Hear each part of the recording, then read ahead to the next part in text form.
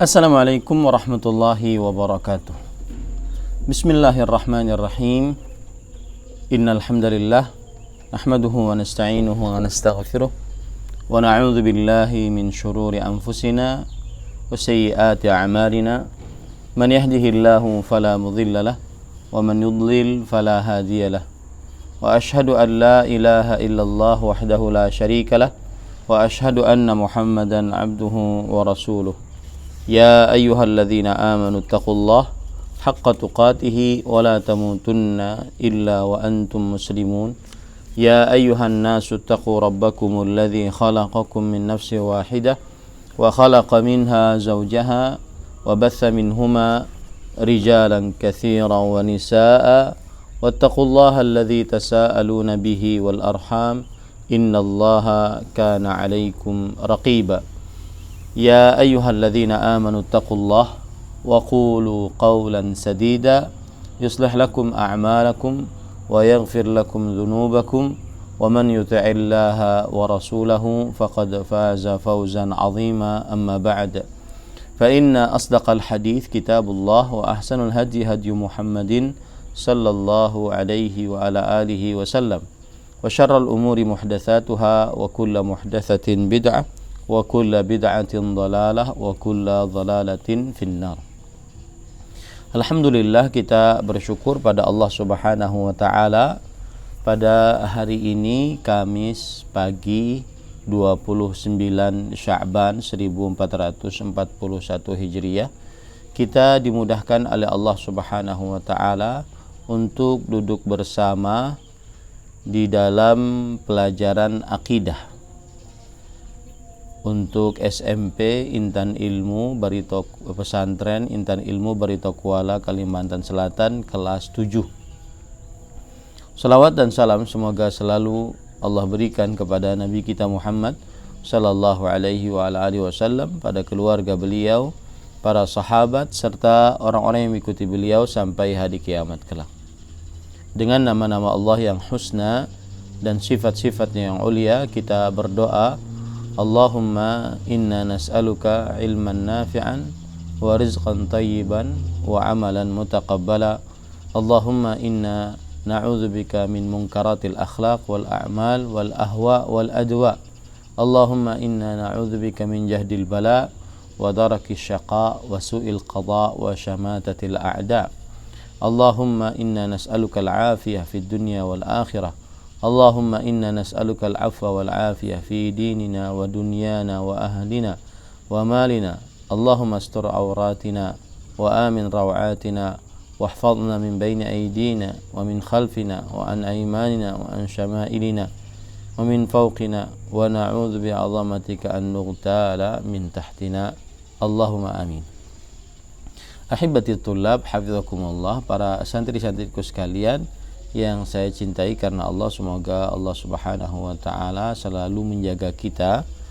Pada kesempatan kali ini kita membahas bab yang ke-20, dan saya beritahukan insyaallah taala bahwa selama bulan Ramadan ini kita tetap mempelajari, tetap masuk kelas, ya tentunya secara online karena masih mewabahnya COVID-19. Kita tetap masuk kelas dan sampai nanti ada pengumuman dari kepala sekolah SMP Intan Ilmu Pesantren Intan Ilmu Barito Kuala kapan selesai kegiatan belajar mengajar untuk santri SMP Intan Ilmu. Taib, kita bab yang ke-20, babu ma jaa minat taghlidhi fi man abadallaha inda qabri rajulin salihin fa kaifa idza abadah. Sikap keras Rasulullah sallallahu alaihi wa alihi wasallam terhadap orang yang beribadah kepada Allah di sisi kuburan orang saleh. Maka bagaimanakah jika orang saleh itu disembah? Apa maksud dari bab ini? Bab ini adalah penjelasan tentang pembatalan peribadatan kepada orang-orang saleh. Penjelasan tentang pembatalan peribadatan kepada orang-orang saleh, yaitu sikap keras dari Rasulullah sallallahu alaihi wasallam untuk beribadah kepada Allah, tapi ibadahnya di sisi kuburan orang saleh, karena dikhawatirkan beribadah kepada Allah di sisi kuburan orang saleh itu menyebabkan akan beribadah kepada orang saleh tersebut. Jadi di situ harus dibedakan antara dua poin. Di sini ada kuburan, kemudian beribadah di sampingnya. Beribadahnya kepada Allah, entah itu salat, membaca Al-Quran, berzikir, tasbih, tahmid, takbir, bersolawat, tahlil, ya, maka dia beribadahnya kepada Allah. Ini tauhid. Tetapi saat beribadah di samping kuburan orang saleh, maka dikhawatirkan menjerumuskan kepada kesyirikan. Lihat ya bahasanya, dikhawatirkan menjerumuskan kepada kesyirikan. Tidak langsung dikatakan orang yang baca Quran di samping kuburan orang saleh kemudian syirik atau perbuatan tersebut adalah kesyirikan, tidak. Atau membaca tahlil di samping kuburan orang saleh kemudian dikatakan dia melakukan kesyirikan, tidak. Tetapi dikhawatirkan menjerumuskan dia kepada kesyirikan. Kenapa dikhawatirkan? Karena syaitan senantiasa mencari-cari celah agar manusia mensyirikkan Allah Subhanahu wa taala. Ketika dia mengkhususkan ibadah di samping orang saleh, kuburan orang saleh, kadang-kadang beribadah di samping kuburan orang saleh lebih khusyuk, lebih bisa hadir hati, lebih bisa menangis dibandingkan di dalam masjid, maka dikhawatirkan terdapat di dalam hati orang yang beribadah tersebut pengagungan terhadap kuburan orang saleh tersebut. Ya, dikhawatirkan terdapat pengagungan terhadap kuburan orang saleh tersebut. Akhirnya lambat laun nantinya syaitan akan membisikkan, sembahlah kuburan tersebut. Nah, di sini penulis ingin menjelaskan kepada kita bahwa terlarang dengan keras oleh Rasulullah SAW beribadah kepada Allah tetapi di samping kuburan orang saleh, apalagi sampai beribadah kepada kuburan orang saleh tersebut. Jadi ada dua, beribadah di samping kuburan orang saleh, mengkhususkan ibadah, entah itu sholat, berdoa, berzikir, membaca Al-Quran, bertafakkur, mengkhususkan ibadah di samping kuburan orang saleh, maka ini dilarang keras oleh Rasulullah SAW. Apalagi sampai kuburan orang saleh tersebut memang benar-benar diibadahi, maka ini benar-benar menunjukkan kepada kesyirikan. Itu maksudnya. Itu maksud dan makna dari bab. Sekarang apa hubungan bab ini dengan kitab tauhid? Hubungannya adalah penulis Al-Syekh Al-Allamah Al-Imam Syekhul Islam Muhammad bin Abdul Wahhab rahimahullah ingin menjelaskan bahwa beribadah kepada Allah di sisi kuburan orang saleh ataupun kuburan siapapun adalah sarana yang dikhawatirkan menghantarkan kepada kesyirikan. Jadi tidak langsung diponis sebagai perbuatan kesyirikan, tidak, tetapi dia sarana yang dikhawatirkan menghantarkan kepada perbuatan kesyirikan yang meniadakan tauhid. Nah, itu maksudnya, atau itu hubungan bab dengan kitab tauhid. Kita baca apa yang disebutkan oleh penulis di sini. في الصحيح عن عائشة رضي الله عنها أن سلمة ذكرت لرسول الله صلى الله عليه وسلم كنيسة رأتها بأرض الحبشة وما فيها من الصور فقال أولئك إذا مات فيهم الرجل الصالح أو العبد الصالح بنوا على قبره مسجدا وصوروا فيه تلك الصور ulaika syirarul khalqi indallah. Diriwayatkan dalam sahih yang dimaksud di sini sahih Bukhari, yaitu sebuah kitab hadis yang paling sahih setelah Al-Qur'an dengan kesepakatan para ulama. Dan Muslim dari Aisyah radhiyallahu anha. Aisyah, nama lengkapnya Aisyah binti Abi Bakar binti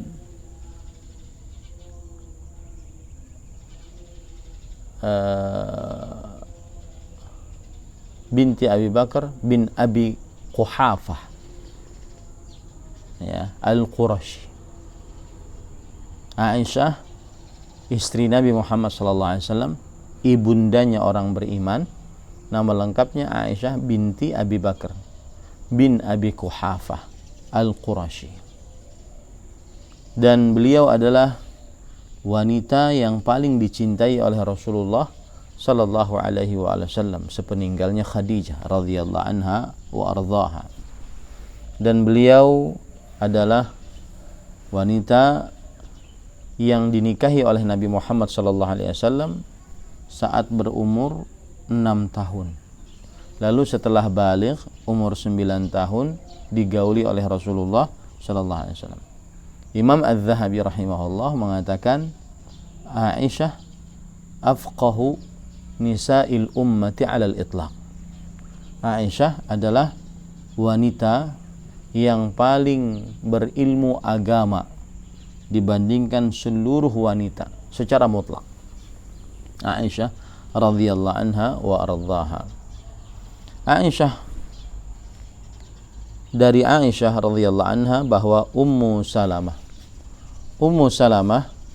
radhiyallahu anha adalah istri Nabi Muhammad sallallahu alaihi wa ala alihi wasallam dan terkenal dengan kunyahnya, sedangkan namanya adalah Hindun binti Abi Umayyah Al-Makhzumiyah.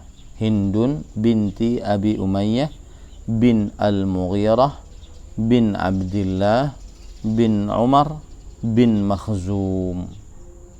Jadi beliau termasuk daripada Al-Makhzumiyah.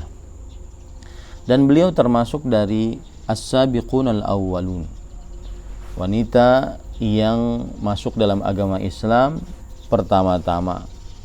Dan beliau adalah asalnya istri dari Abu Salamah bin Abdul Asad.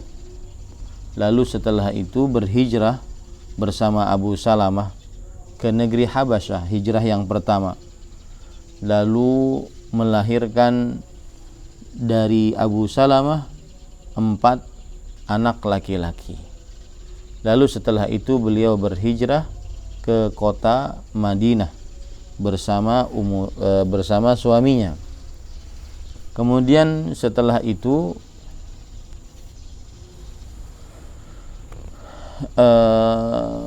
setelah meninggalnya Abu Salamah, maka Rasulullah sallallahu alaihi wasallam menikahi Ummu Salamah radhiyallahu anha. Jadi nama beliau adalah Hindun binti Abi Umayyah bin Al-Mughirah bin Abdullah bin Umar bin Makhzum, dan wafat pada tahun 61 Hijriah. Istri Nabi radhiyallahu anha wa ardhaha.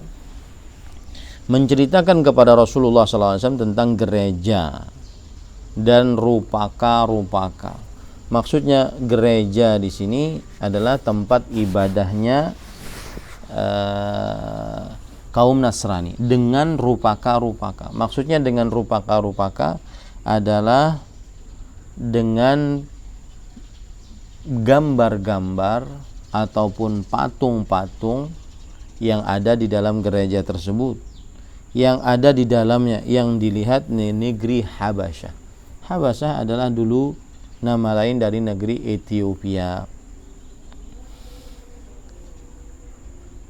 Kemudian Rasulullah SAW, jadi kedua orang ini bercerita tentang kejadian itu.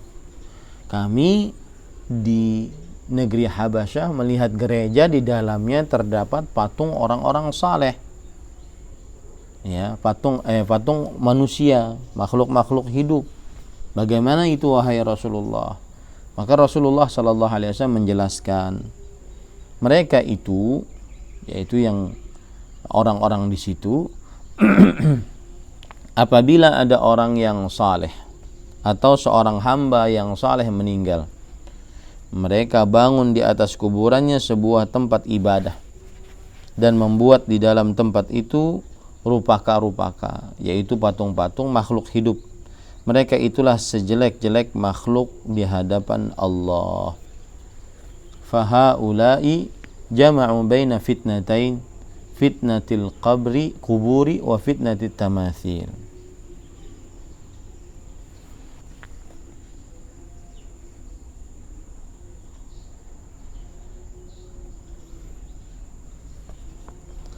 Kata penulis, beliau menghukumi mereka sebagai sejelek-jelek makhluk karena mereka melakukan dua fitnah sekaligus. Dua fitnah, yang dimaksud dengan fitnah di sini adalah dua keburukan sekaligus, yaitu fitnah memuja kuburan dengan membangun tempat ibadah di atasnya, dan fitnah membuat rupaka-rupaka.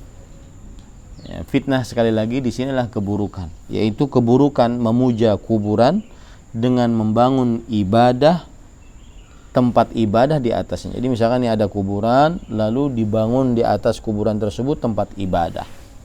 Dan fitnah membuat rupaka-rupaka, yaitu keburukan membuat patung-patung menyerupai makhluk hidup. Ini bahaya yang ditimbulkan dari membuat patung-patung yang menyerupai makhluk hidup yang sudah saya sebutkan sebelumnya. Pada bab yang ke-19, kemudian juga pada bab yang ke-18. Nah, kita pelajari hadis ini. Makna dari hadis ini adalah bahwa Ummu Salamah radhiyallahu anha, Hindun binti Abi Umayyah, mensifati kepada Nabi Muhammad SAW pada saat Nabi Muhammad SAW dalam keadaan sakit keras, yaitu tentang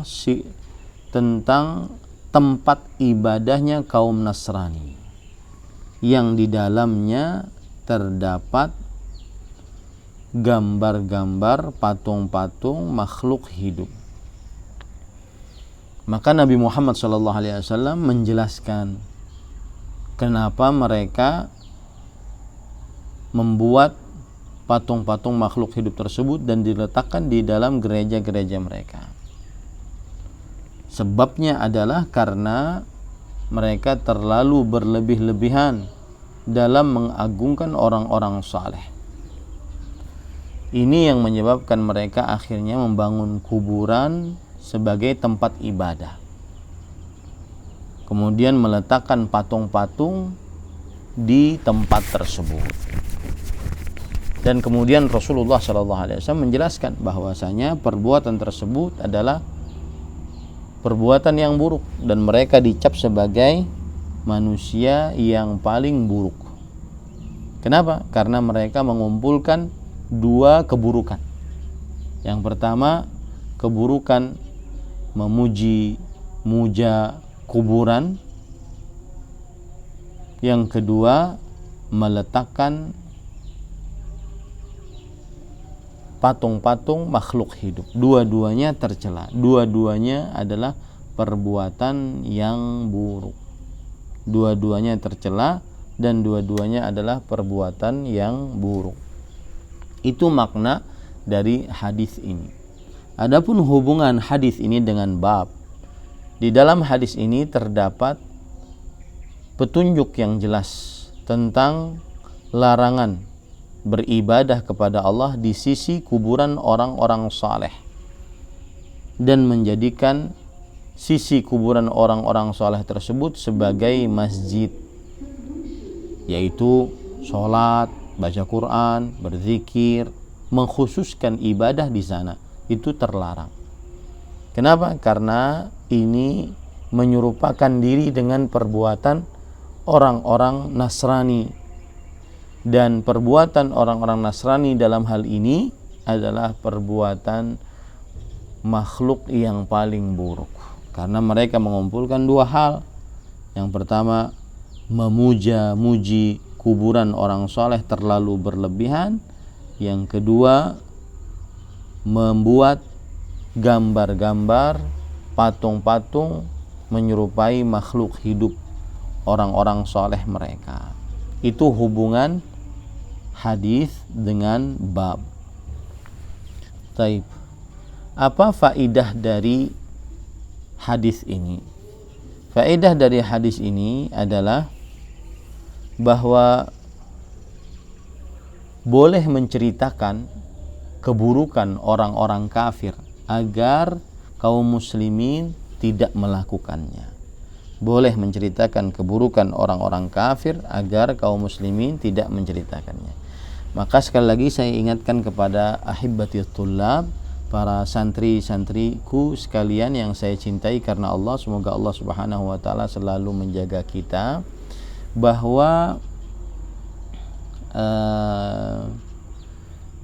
kenapa mereka termasuk makhluk yang paling buruk di sisi Allah? Karena mereka mengumpulkan dua keburukan. Pertama, memuji kuburan orang soleh terlalu berlebihan. Yang kedua, memasukkan patung-patung bergambar makhluk hidup orang-orang soleh di dalam kuburan atau di sisi kuburan tersebut yang sudah dijadikan sebagai tempat ibadah tersebut. Nah, mudah-mudahan dipahami ya. Kemudian penulis Syekhul Islam Muhammad bin Abdul Wahhab rahimahullahu taala mengatakan, walahuma anha qalat lamma nuzila bi Rasulillah sallallahu alaihi wasallam tafiqa yatrahu khamisatan lahu ala wajhi fa idza igtamma biha kashafaha faqala wa huwa kadhalik la'natullahi 'alal yahudi wan nasara ittakhadhu qubur anbiya'ihim masajid yuhadziru ma sana'u walaula dhalik ubriza qabruhu ghaira annahu khusyya an yuttakhadha masjidan akhrajah. Artinya Al-Bukhari sebelum kita lanjut kepada hadis selanjutnya, saya ingin sebutkan inti pendalilan dari hadis yang pertama, yaitu ketika Rasulullah SAW bersabda, ulaika syirarul khalqi indallah, mereka lah makhluk paling buruk di sisi Allah. Perkataan ini mengkonsekuensikan bahwa membangun tempat ibadah di sisi kuburan untuk beribadah kepada Allah adalah termasuk perbuatan keburukan. Ya, saya ulangi, membangun tempat ibadah di sisi Allah, di sisi kuburan untuk beribadah kepada Allah termasuk perbuatan paling buruk, karena bisa menghantarkan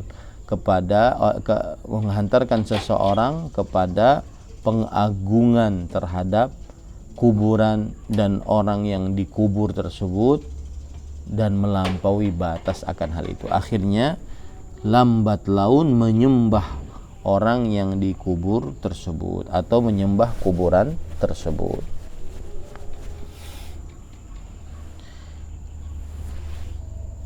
Nah, kemudian kita ambil hadis yang kedua. Penulis rahimahullahu taala mengatakan, walahuma anha qalat lamma nuzila bi Rasulillah sallallahu alaihi wasallam tafiqa yatrahu khamisatan lahu ala wajhi fa idza igtamma biha kashafaha faqala wa huwa kadhalik la'natullah 'alal yahud wan nasara ittakhadhu qubur anbiya'ihim masajid yuhadziru ma sana'u walaula dzalika ubriza qabruhu ghaira annahu khusya an yuttakhadha masjidan akhraja. Artinya Al-Bukhari dan Muslim meriwayatkan dari Aisyah radhiyallahu anha, ia berkata, tatkala Rasulullah sallallahu alaihi wasallam hendak diambil nyawanya, maksudnya dalam keadaan sakit keras. Hendak diambil nyawanya maksudnya dalam keadaan sakit keras. Beliau pun segera menutup kain di atas mukanya. Menutup kain di atas mukanya pada waktu sakit keras. Lalu beliau buka lagi kain itu tatkala terasa menyesakkan nafas, karena mungkin menutup kain di atas wajah. Kemudian beliau buka lagi kalau seandainya sedang merasa nafasnya sesak akibat ditutup kain tersebut. Ketika beliau dalam keadaan demikian, itulah beliau bersabda, semoga laknat Allah ditimpakan kepada orang-orang Yahudi dan Nasrani. Mereka menjadikan kuburan nabi-nabi mereka sebagai tempat ibadah. Beliau memperingatkan agar perbuatan mereka dijauhi, dan seandainya bukan hal itu, niscaya kuburan beliau akan ditampakkan, yaitu dikuburkan di tempat terbuka. Hanya saja dikhawatirkan akan dijadikan sebagai tempat ibadah. Kita artikan ini, semoga laknat Allah. Ini adalah doa dari Rasulullah SAW, bahwasanya Rasulullah SAW mendoakan agar kaum Yahudi dan Nasrani mendapat laknat Allah. Kenapa? Karena mereka melakukan perbuatan sangat buruk, menjadikan kuburan nabi-nabi atau orang-orang saleh mereka sebagai tempat ibadah. Menjadikan kuburan nabi-nabi atau kuburan orang-orang saleh mereka sebagai tempat ibadah. Makanya didoakan oleh Rasulullah SAW mendapatkan laknat. Semoga laknat Allah. Arti laknat disebutkan oleh Abu Aliyah rahimahullah, seorang tabi'i, bahwa al-ib'ad wa tardu min rahmatillah. Laknat Allah adalah dijauhkan dan diusir dari rahmat Allah Subhanahu wa taala. Jadi di sini ketika Rasul sallallahu alaihi wasallam berdoa semoga laknat Allah ditimpakan kepada orang-orang Yahudi dan Nasrani, berarti Rasulullah sallallahu alaihi wasallam mendoakan agar kaum Yahudi dan Nasrani tidak dapat rahmat Allah, dijauhkan dari rahmat Allah Subhanahu wa taala. Itu maksudnya. Mereka, kenapa? Karena mereka menjadikan kuburan nabi-nabi mereka, kuburan nabi-nabi mereka sebagai tempat ibadah. Maksudnya di sini ada kuburan, kemudian dibangun di sisinya tempat ibadah, sehingga bisa beribadah di sisi kuburan tersebut. Atau bisa juga tempat ibadah yang mereka miliki, kemudian mereka masukkan mayit untuk dikubur di dalam tempat ibadah tersebut. Dua-duanya tercela. Ingat ya, yang dimaksud menjadikan kuburan nabi-nabi mereka sebagai tempat ibadah adalah satu, kuburan nabi-nabi mereka dibangun, kemudian mereka bisa beribadah dalam bangunan tersebut. Kuburan nabi-nabi mereka dibangun, ya, kemudian mereka bisa beribadah di sisi kuburan dalam bangunan tersebut. Itu yang pertama. Yang kedua, maksud dari menjadikan kuburan nabi-nabi mereka sebagai tempat ibadah adalah ada tempat ibadah kaum Nasrani dan Yahudi, gereja ataupun tempat-tempat ibadah Yahudi, kemudian mereka masukkan mayit orang-orang saleh atau nabi-nabi mereka ke dalam tempat ibadah tersebut. Nah, itu yang dimaksud menjadikan kuburan nabi-nabi mereka sebagai tempat ibadah.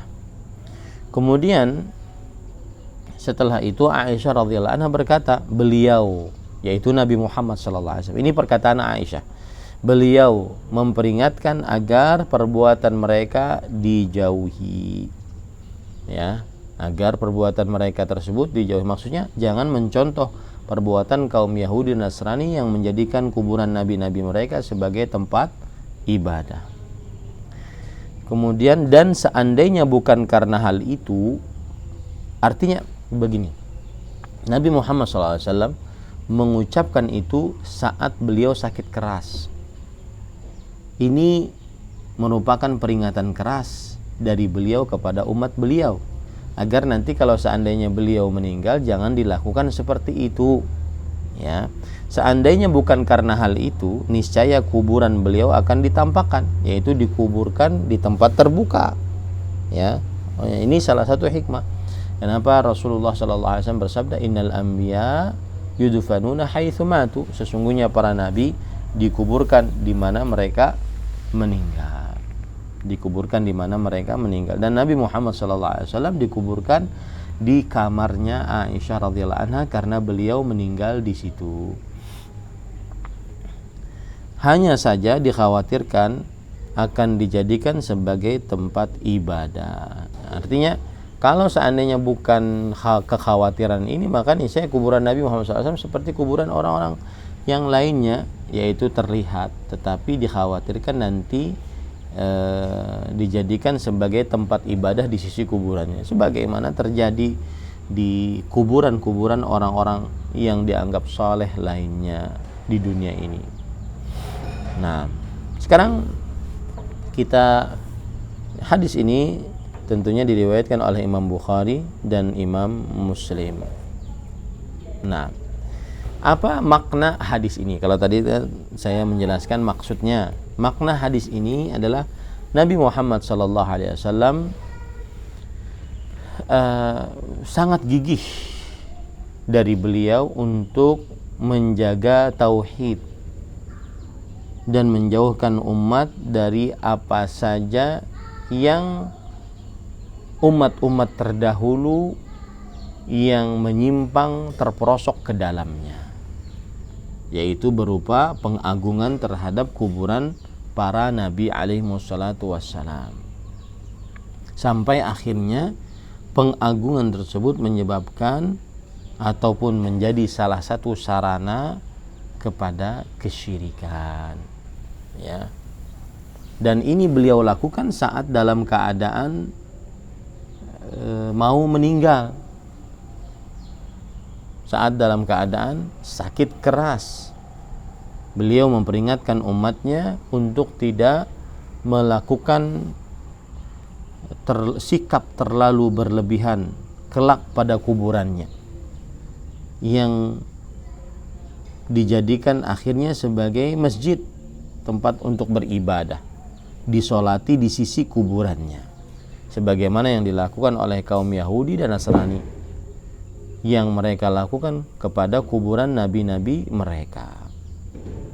Maka Nabi Muhammad SAW sangat gigih untuk memperingatkan umatnya akan hal ini. Dan itu terjadi, alhamdulillah. Nabi Muhammad SAW doanya dikabulkan oleh Allah. Beliau berdoa, Allahumma la taj'al qabri wathan. Ya Allah, jangan jadikan kuburanku sebagai berhala. Akhirnya terbukti. Nah, kuburan Nabi Muhammad SAW tidak ada orang yang bisa beribadah langsung di sisi kuburannya. Kenapa? Karena di zaman para sahabat, Nabi Muhammad SAW meninggal di kuburan beliau di kamarnya Aisyah radhiyallahu anha wa ardhaha. Kemudian di zamannya para tabi'in, baru setelah itu kuburan Nabi Muhammad SAW dimasukkan dalam perluasan. Jadi di sini tetap berlaku hadis Rasul sallallahu alaihi wasallam ini, karena yang terjadi di zaman tabi'in, yaitu di zaman Umar bin Abdul Aziz rahimahullah, ketika meluaskan Masjid Nabawi, dimasukkanlah kuburan Nabi Muhammad SAW ke dalam masjid. Tetapi tetap kuburan beliau tidak bisa diibadahi langsung di sisi kuburan Nabi Muhammad sallallahu alaihi wa ala alihi wasallam. Saya punya gambar yang menunjukkan bagaimana kuburan Nabi Muhammad sallallahu alaihi wa ala alihi wasallam.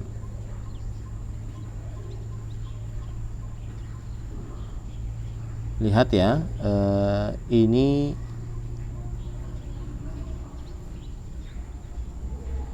masjid.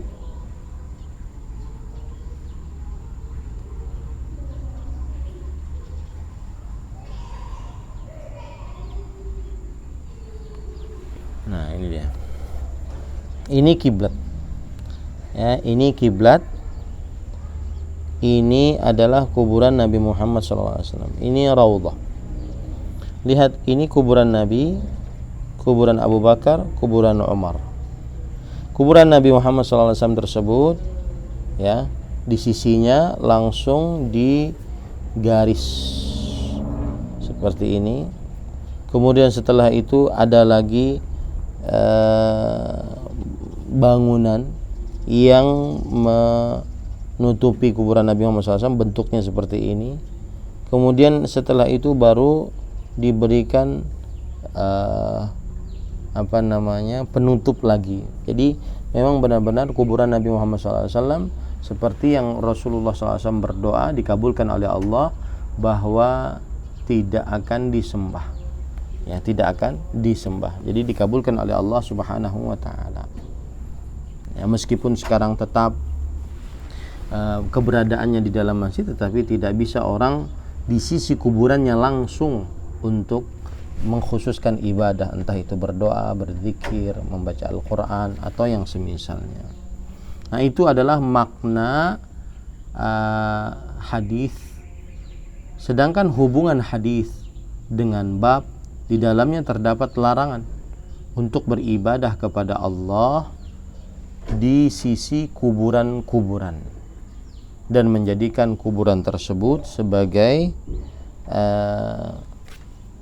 masjid, yaitu tempat beribadah kepada Allah Subhanahu wa taala.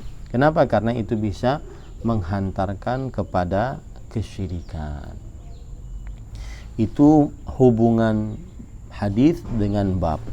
Adapun faidah hadis adalah bolehnya mendoakan laknat untuk kaum Yahudi dan Nasrani secara umum, dan siapa saja yang menyerupai perbuatan mereka. Bolehnya mendoakan laknat untuk kaum Yahudi dan Nasrani secara umum, dan siapa saja yang menyerupai perbuatan mereka, yaitu berupa membangun kuburan sebagai tempat ibadah, beribadah khusus di samping kuburan. Kemudian pelajaran selanjutnya adalah bahwa Nabi Muhammad SAW manusia yang berlaku pada diri beliau seperti manusia lainnya, yaitu kematian dan juga rasa sekarat yang beliau dapati. Ini adalah pelajaran bahwasanya Nabi Muhammad SAW adalah manusia dan berlaku padanya apa yang berlaku pada manusia lainnya, yaitu kematian dan rasa sekarat yang beliau dapati saat kematian. Kemudian kita ambil pelajaran selanjutnya atau hadis selanjutnya.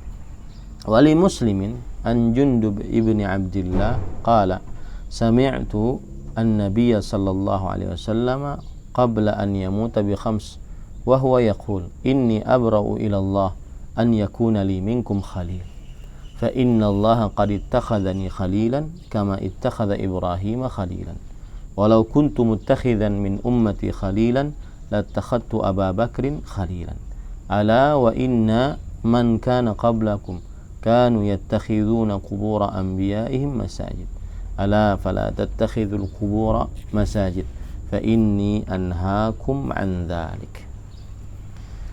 Imam Muslim di sini maksudnya Imam Muslim rahimahullah meriwayatkan dari Jundub bin Abdillah radhiyallahu anhuma. Beliau berkata, aku mendengar Rasulullah sallallahu alaihi wasallam 5 hari sebelum wafat beliau bersabda. 5 hari, berarti ini dekat. Dan hadis-hadis yang keluar dari mulut Rasulullah SAW sebelum beliau wafat itu sangat kuat kedudukannya. Kenapa? Karena tidak ada yang menghapuskan hukum dari hadis tersebut. Karena setelah keluar hadis tersebut, Nabi Muhammad sallallahu alaihi wasallam wafat. Ya.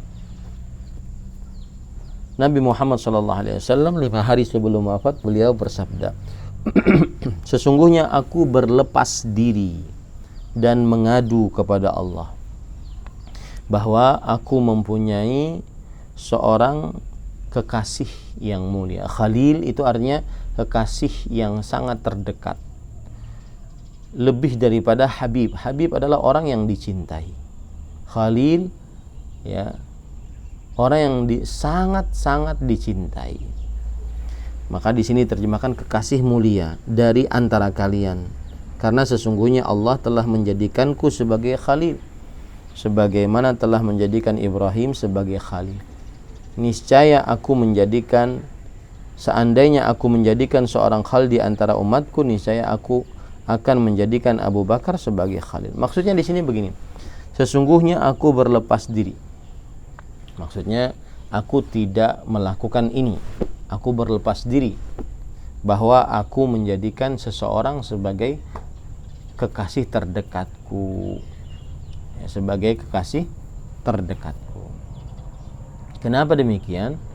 Karena Allah Subhanahu wa taala telah menjadikan Nabi Muhammad sallallahu alaihi wasallam sebagai Khalil. Maka pada saat itu Rasulullah sallallahu alaihi wasallam tidak menjadikan seorang pun dari umatnya sebagai Khalil. Kalau bisa menjadikan seorang pun dari umatnya sebagai Khalil, maka yang menjadi Khalil, kekasih terdekat Rasulullah SAW adalah Abu Bakar As-Siddiq radhiyallahu anhu. Tapi beliau tidak jadikan itu. Dan ketahuilah bahwa sesungguhnya umat-umat sebelum kalian telah menjadikan kuburan nabi-nabi mereka sebagai tempat ibadah. Sebagai tempat ibadah. Ini kebiasaan orang-orang sebelum Islam, sebelum umat Nabi Muhammad SAW, menjadikan kuburan nabi-nabi mereka sebagai tempat ibadah. Ingatlah, janganlah kalian menjadikan kuburan sebagai tempat ibadah, karena sesungguhnya aku melarang kalian dari perbuatan tersebut. Ini larangan Rasul Shallallahu Alaihi Wasallam, berarti janganlah, ya, bukan hanya sekedar menceritakan keburukan orang Nasrani, Yahudi, tapi terdapat larangan, janganlah kalian menjadikan kuburan nabi-nabi sebagai tempat ibadah. Maksudnya, lihat ya, menjadikan kuburan sebagai tempat ibadah, yaitu beribadah khusus di samping kuburan. Satu, beribadah khusus, entah itu sholat, entah itu baca Quran, berzikir, tasbih, tahmid, tahlil, sholawat, istighfar, ataupun mengkhususkan berdoa di samping kuburan, merasa lebih khusyuk berdoa di samping kuburan dibandingkan di masjid, ya. Ini namanya menjadikan kuburan sebagai tempat ibadah. Atau juga menjadikan kuburan sebagai tempat ibadah maksudnya adalah mengkhususkan i'tikaf di samping kuburan, ya, menganggap bahwasanya beriktikaf tempatnya adalah di samping kuburan, bukan di dalam masjid. Itu maksudnya. Kemudian karena sesungguhnya aku melarang kalian dari perbuatan tersebut, fa inni anhaakum an dzalik. Sesungguhnya aku melarang kalian dari perbuatan tersebut. Maka semestinya kita sebagai umatnya taat kepada Rasulullah sallallahu alaihi wa ala alihi wasallam.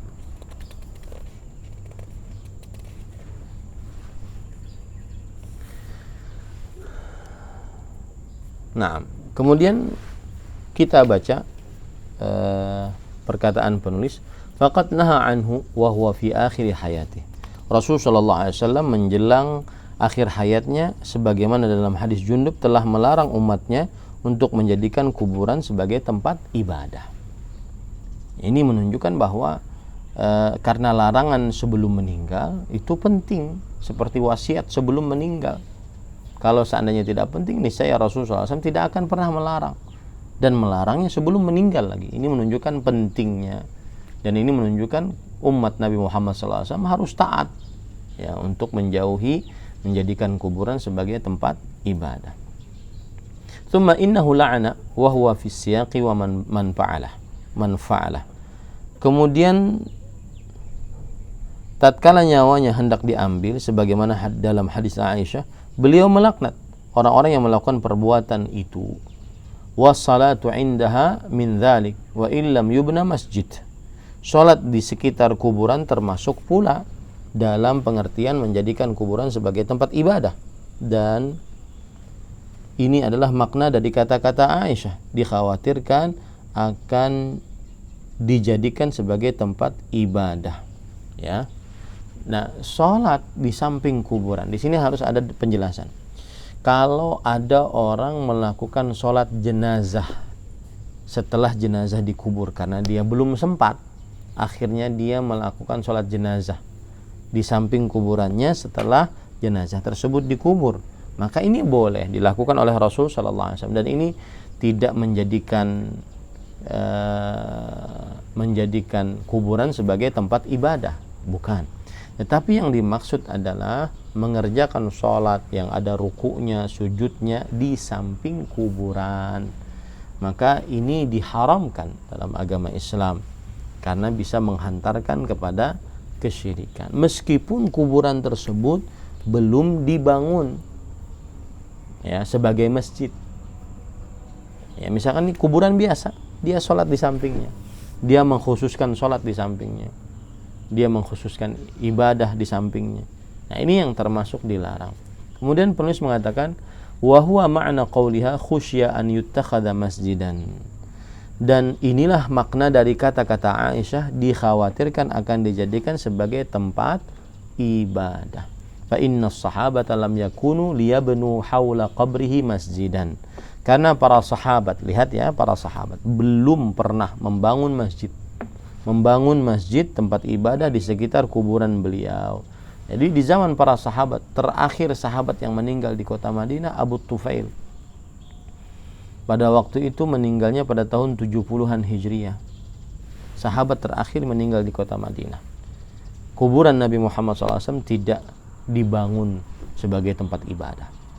Kuburan Nabi Muhammad SAW tidak dimasukkan dalam perluasan Masjid Nabawi.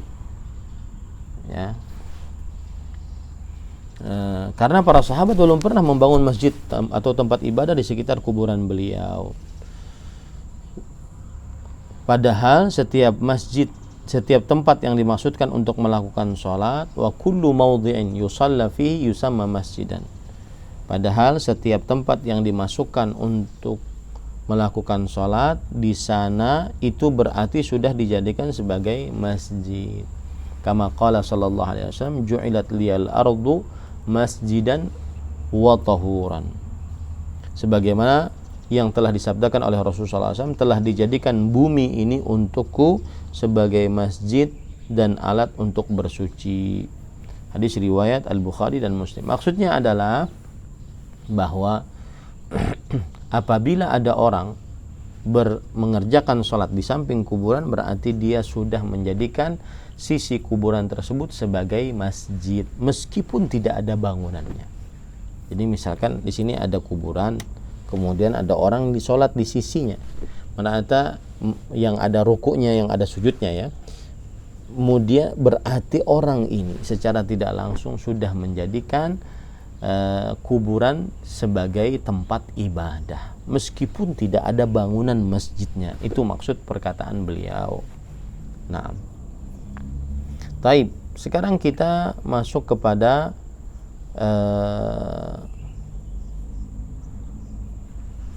makna hadis yang kita baca tadi. Sebelumnya para ikhwah, Jundub, sahabat Nabi, beliau adalah Jundub bin Abdullah bin Sufyan al-Bajali. Jundub bin Abdullah bin Sufyan al-Bajali, sahabat yang masyhur dan meninggal pada setelah tahun 60-an Hijriah. Kemudian di sini ada disebutkan nama Abu Bakar. Abu Bakar As-Siddiq. Nama beliau adalah Abdullah bin Uthman bin Amir bin Amr bin Ka'ab At-Taimi. Beliau adalah khalifatu Rasulullah sallallahu alaihi wasallam, pengganti Rasul sallallahu alaihi wasallam, pemimpin di kota Madinah, dan sahabat yang paling utama sepeninggal Rasulullah sallallahu alaihi wasallam dengan kesepakatan para kaum muslimin, dan beliau wafat pada tahun 13 Hijriah. Umur beliau pada waktu itu 63 tahun. Kemudian makna dari hadis ini adalah Nabi Muhammad SAW memberitahukan sebelum beliau wafat dengan hadis yang penting yang memberitahukan di dalamnya kedudukan beliau di sisi Allah Subhanahu wa taala, bahwa beliau sampai kepada derajat orang yang paling dicintai, yang paling tinggi, yaitu Khalil, sebagaimana juga didapati oleh Nabi Ibrahim alaihissalam. Khalil adalah derajat orang yang dicintai yang paling tinggi. Saya ulangi, Khalil adalah derajat orang yang paling tinggi yang dicintai oleh Allah Subhanahu wa taala. Dan beliau kemudian memberitahukan bahwa beliau tidak akan menjadikan seorang sahabatnya pun sebagai Khalil. Kalau seandainya beliau diizinkan untuk menjadikan seorang sahabatnya sebagai Khalil, maka niscaya beliau akan menjadikan Abu Bakar radhiyallahu anhu sebagai Khalil. Ini menunjukkan keutamaan dari Abu Bakar As-Siddiq radhiyallahu anhu. Dan ini menunjukkan isyarat bahwa beliaulah pengganti Rasulullah sallallahu alaihi wasallam sepeninggal Rasulullah sallallahu alaihi wasallam. Kemudian setelah itu Rasulullah sallallahu alaihi wasallam memberitahukan tentang perbuatan terlalu berlebih-lebihan yang dilakukan oleh kaum Yahudi dan Nasrani, yaitu menjadikan kuburan nabi-nabi mereka sebagai tempat ibadah, ya, sebagai tempat ibadah. Itu makna dari hadis. Adapun hubungan hadis dengan bab, di dalamnya terdapat larangan untuk menjadikan kuburan-kuburan sebagai tempat ibadah. Kenapa? Karena itu bisa menghantarkan kepada kesyirikan. Kemudian pelajaran atau faidah dari hadis ini adalah hadis ini merupakan dalil. Hadis ini merupakan dalil tentang kaidah, ya, kaidah sadduz dzariyah, yaitu menahan segala hal yang menghantarkan kepada kesyirikan, menahan segala hal yang menghantarkan kepada kesyirikan.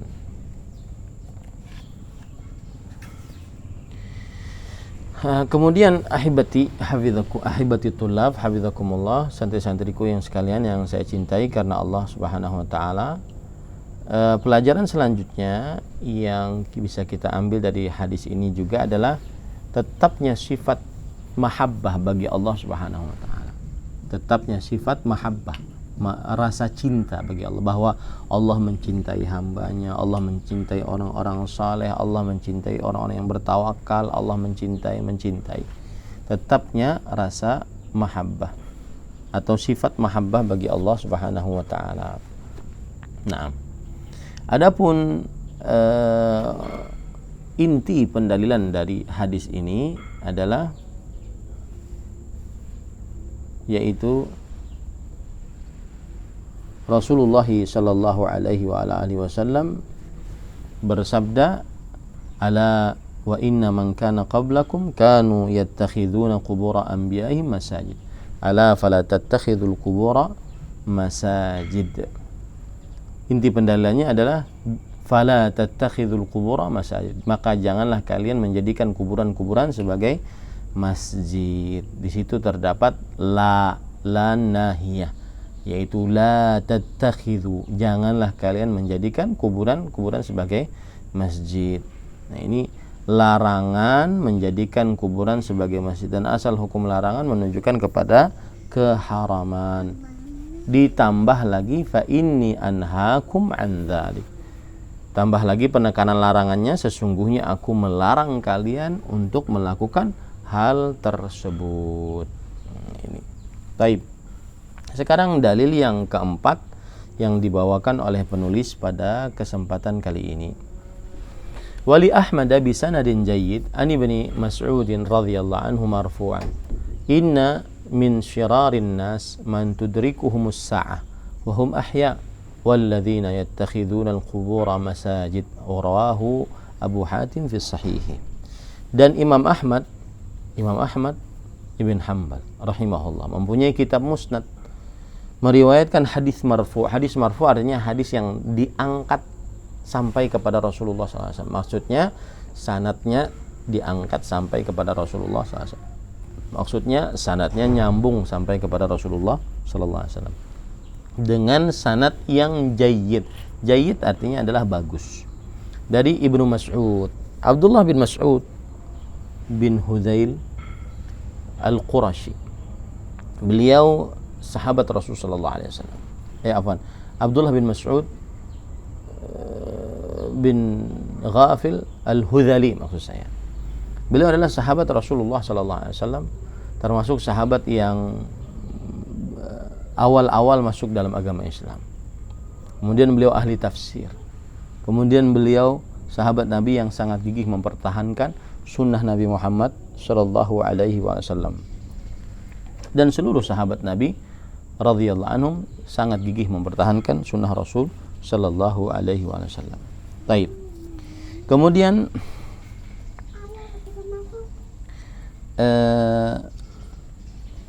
Abdullah bin Mas'ud radhiyallahu anhu berkata, Rasulullah SAW bersabda, sesungguhnya termasuk sejelek-jelek manusia ialah orang yang masih hidup ketika kiamat terjadi. Ini maksudnya saat bumi digoncang, kiamat terjadi, manusia itu masih hidup. Kenapa? Karena manusia yang hidup saat kiamat terjadi itu adalah manusia yang paling buruk sepanjang sejarah hidup manusia. Makanya Allah murka, dibangkitkanlah kiamat. Dan orang-orang yang menjadikan kuburan sebagai tempat ibadah, ini manusia paling buruk.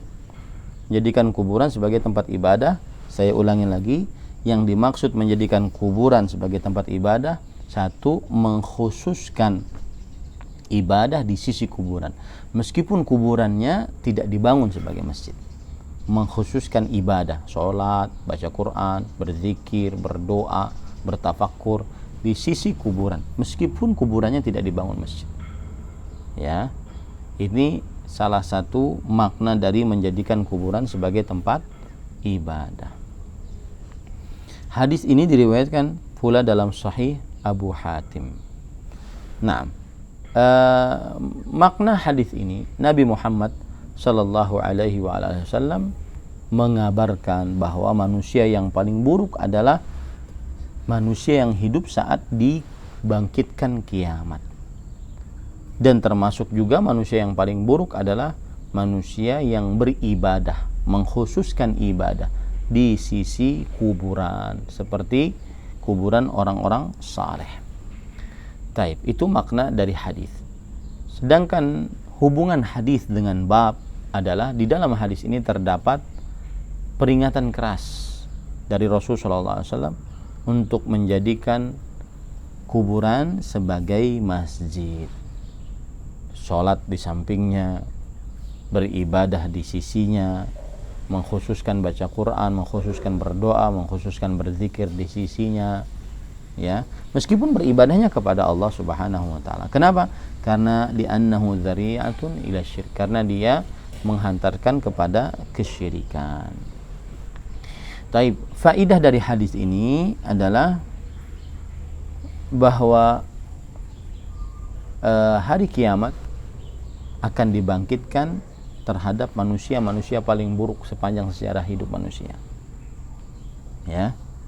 Jadi nanti di akhir zaman itu kelakuan manusia paling buruk sepanjang hidup sejarah manusia. Dari mulai Adam sampai manusia generasi terakhir. Nah, kemudian apa inti pendalilan dari hadis yang keempat ini atau dalil yang keempat ini? Yaitu Rasulullah SAW bersabda, inna min syirarin nas, sesungguhnya termasuk sejelek-jelek manusia, walladzina yattakhiduna al-qubura anbiya qubura masajid, dan orang-orang yang menjadikan kuburan-kuburan sebagai masjid. Inilah inti pendalilannya. Di dalam hadis ini Rasulullah SAW menjadikan manusia yang paling buruk adalah manusia yang beribadah kepada Allah tetapi di sisi kuburan. Lihat ya, beribadah kepada Allah tetapi di sisi kuburan. Ini manusia paling buruk. Nah, kita baca secara cepat kandungan bab ini, ya. Satu, dinyatakan oleh Rasul Shallallahu Alaihi Wasallam bahwa orang yang membangun tempat untuk beribadah kepada Allah di sisi kuburan orang saleh termasuk sejelek-jelek makhluk di hadapan Allah sekalipun niatnya baik. Ingat ya, sekalipun dia katakan niatnya baik, saya kan ingin sholat, saya ingin baca Quran, saya tidak bermaksiat, saya berzikir, sekalipun niatnya baik, maka tetap disebut sebagai seburuk-buruk makhluk. Dua, dilarang dan diperingatkan dengan keras adanya rupaka-rupaka di dalam tempat ibadah. Saya tadi sudah menjelaskan apa itu rupaka-rupaka. Jawab ya. Ini nomor 2 sebagai PR. Apa itu rupaka-rupaka? Ya. 3, mengambil pelajaran dari upaya maksimal yang dilakukan Rasulullah SAW dalam masalah ini. Bagaimana beliau menjelaskan terlebih dahulu kepada para sahabat radhiyallahu anhu bahwa orang yang membangun tempat ibadah di sekitar kuburan orang soleh termasuk sejelek-jelek makhluk di hadapan Allah. Kemudian 5 hari sebelum wafat beliau mengeluarkan pernyataan yang melarang umatnya menjadikan kuburan-kuburan sebagai tempat ibadah. Terakhir, beberapa saat menjelang wafatnya beliau masih merasa belum cukup dengan tindakan-tindakan yang diambilnya sehingga beliau melaknat orang yang melakukan perbuatan tersebut. Jadi ada tahapan-tahapannya.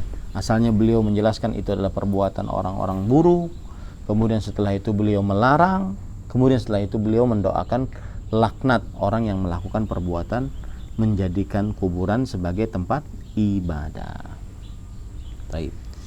Yang keempat, Rasulullah Shallallahu Alaihi Wasallam melarang pula perbuatan tersebut dilakukan di sisi kuburan beliau sebelum kuburan itu sendiri ada. Nah ini penting nih.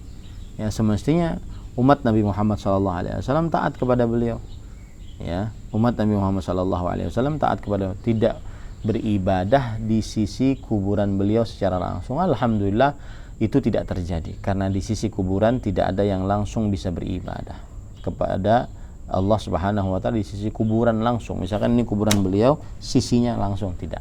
Yang ada adalah kuburan beliau kemudian ditutupi ya dengan beberapa penutup bangunan, baru setelah itu baru orang-orang bisa beribadah di Raudhah. 5. Menjadikan kuburan nabi-nabi sebagai tempat ibadah merupakan tradisi orang-orang Yahudi dan Nasrani. Ini bisa dipahami ya. 6. Rasulullah SAW melaknat mereka karena melakukan perbuatan ini. Ya, ingat, yang melakukan perbuatan mengkhususkan ibadah di samping kuburan mendapatkan laknat Rasulullah SAW sebagaimana kaum Yahudi dan Nasrani. Kemudian yang ketujuh, beliau melaknat orang-orang Yahudi dan Nasrani dengan perbuatan mereka itu dengan maksud akan memperingatkan kita agar menghindari perbuatan semacam ini terhadap kuburan beliau. Nah, jadi kuburan beliau tidak boleh dilakukan dengan perbuatan seperti itu. 8. Alasan tidak ditampakkannya kuburan beliau, yaitu beliau tidak dikuburkan di tempat terbuka adalah karena dikhawatirkan akan dijadikan sebagai tempat ibadah. Maka saya nasihatkan, apa yang tersebar di internet jadi foto-foto kuburan Nabi Muhammad SAW, maka dikhawatirkan itu tidak benar ya, karena kuburan Nabi Muhammad SAW tidak bisa ada yang memotonya ataupun memberitahukannya dengan jelas ya, karena sudah ditutup, benar-benar tertutup. Yang ke-9, pengertian menjadikan kuburan sebagai tempat ibadah ialah melakukan suatu ibadah seperti sholat di sisi kuburan sekalipun tidak dibangun di atasnya sebagai sebuah tempat ibadah. Ini penting nih ya, menjadikan kuburan sebagai tempat ibadah. Apa maksudnya? Ya, ini dicatat PR, tapi PR maksudnya ditulis saja agar ingat ya, ditulis saja. Apa maksud menjadikan kuburan sebagai tempat ibadah? Ini tinggal catat yang ada di poin 9 ya. Saya perintahkan untuk itu karena agar diingat saja. Yang ke-10, Rasulullah SAW menghubungkan antara orang-orang yang menjadikan kuburan sebagai tempat ibadah dengan orang yang masih hidup ketika kiamat terjadi adalah memperingatkan bentuk perbuatan yang merupakan jalan menuju kesyirikan sebelum terjadi, di samping bahwa syirik adalah akhir keadaan di dunia. Jadi maksudnya ini adalah bahwa manusia yang paling terburuk adalah saat dibangkitkan kiamat. Dan perbuatan paling buruk dilakukan oleh manusia saat dibangkitkan kiamat adalah kesyirikan. Itu maksudnya. Ingat baik-baik itu poin ke-10. Manusia paling terburuk adalah saat dibangkitkan kiamat. Dan perbuatan manusia paling buruk saat dibangkitkan kiamat adalah kesyirikan. Ke-11, khutbah yang disampaikan Rasulullah SAW pada waktu 5 hari sebelum wafat mengandung bantahan terhadap kedua kelompok yang mereka itu adalah ahli bid'ah yang paling jelek. Bahkan sebagian ulama menyatakan bahwa mereka itu di luar 72 golongan umat Islam, yaitu Rafidhah dan Jahmiyah. Ya, Rafidhah silahkan dibaca, adalah salah satu sekte dari aliran Syiah. Mereka berlebih-lebihan terhadap Ali dan Ahlul Bait, menjadikan Ali bin Abi Thalib radhiyallahu anhu sebagai Tuhan. Rafidhah ataupun sebagai imam yang maksum, terlepas dari kesalahan. Ya. Sedangkan Jahmiyah adalah aliran yang timbul pada khilafah Bani Umayyah. Disebut demikian karena dinisbatkan pada nama tokohnya, yaitu Jaham bin Safwan At-Tirmidzi. Makanya kelompoknya disebut dengan Jahmiyah, yang terbunuh pada tahun 128 Hijriah. Ya, jadi abad kedua Hijriah ini Jaham bin Safwan. Di antara pendiri pendapat aliran ini adalah menolak kebenaran adanya nama dan sifat bagi Allah Subhanahu wa taala. Dan para ulama mengkafirkan kelompok Jahmiyah ini. Dan karena Rafidhah lah kemusyrikan dan penyembahan kuburan terjadi. Orang-orang Syiah yang mereka menyebarkan kesyirikan, ya, di tengah umat Islam. Serta mereka lah yang pertama kali membangun masjid di atas kuburan. Ya, hati-hati nih. Membangun masjid di atas kuburan. Ada kuburan lalu dibangun masjid, ya. Lawang beribadah khusus di samping kuburan saja disebut sebagai menjadikan kuburan sebagai tempat ibadah, apalagi sampai kuburannya dibangun masjid. Nah, ini benar-benar terlarang. Dan itu dilakukan oleh orang-orang Rafidhah. 12. Rasulullah SAW adalah manusia biasa, merasakan beratnya sakaratul maut. Ya, manusia, beliau merasakan beratnya sakaratul maut, dan kemudian beliau merasakan kematian. Jadi tidak benar beliau tidak meninggal, ya, tidak benar itu. Yang benar adalah Nabi Muhammad SAW wafat, kemudian berpindah dari alam dunia ke alam barzakh, dan hidupnya di alam barzakh lebih mulia daripada seluruh orang yang mati syahid. 13. Beliau dimuliakan Allah dengan diangkat sebagai Khalil, sebagai mana Nabi Ibrahim AS. Nah, ini PR 13. Apa makna Khalil? Tadi saya sebutkan. Ya, apa makna Khalil? PR. 14. Dinyatakan bahwa Khalil lebih tinggi tingkatannya daripada Habib. Ya. 15. Dinyatakan bahwa Abu Bakar As-Siddiq adalah sahabat yang paling mulia. Nah, ini juga PR 15. Kenapa Abu Bakar As-Siddiq dinyatakan sebagai sahabat yang mulia? Kenapa? Pertanyaannya, kenapa Abu Bakar As-Siddiq dinyatakan sebagai sahabat yang mulia? 16. Hal tersebut merupakan isyarat bahwa Abu Bakar menjadi khalifah sudah beliau. Ini juga PR. Ya. Nomor 16. Apa isyarat bahwa Abu Bakar As-Siddiq mengganti Nabi Muhammad SAW menjadi pemimpin kaum muslimin sepeninggal Nabi Muhammad SAW? Alhamdulillah selesai pelajaran kita, para santri-santriku sekalian yang saya cintai karena Allah. Dan saya beritahukan bahwa PR-nya dipahami, kemudian ditulis di buku tulis, lalu difoto, dikirimkan sebelum matahari terbit besok. Ya, terbit besok. Nah, mudah-mudahan besok sudah masuk bulan Ramadan. Dan Ramadan kita masih belajar, meskipun pelajarannya cuma 30 menit saja. Dan insya Allah materi pelajaran akidah kita sampai kepada bab yang ke-23. Insya Allah ta'ala. Ya, sampai kepada bab yang ke-23. Nah, ini kira-kira yang bisa saya sampaikan. Subhanakallah bihamdik, asyhadu an la ilaha illa anta astaghfiruka wa atubu ilaik. Wa sallallahu nabiyana Muhammad walhamdulillahirabbil alamin. Wassalamualaikum warahmatullahi wabarakatuh.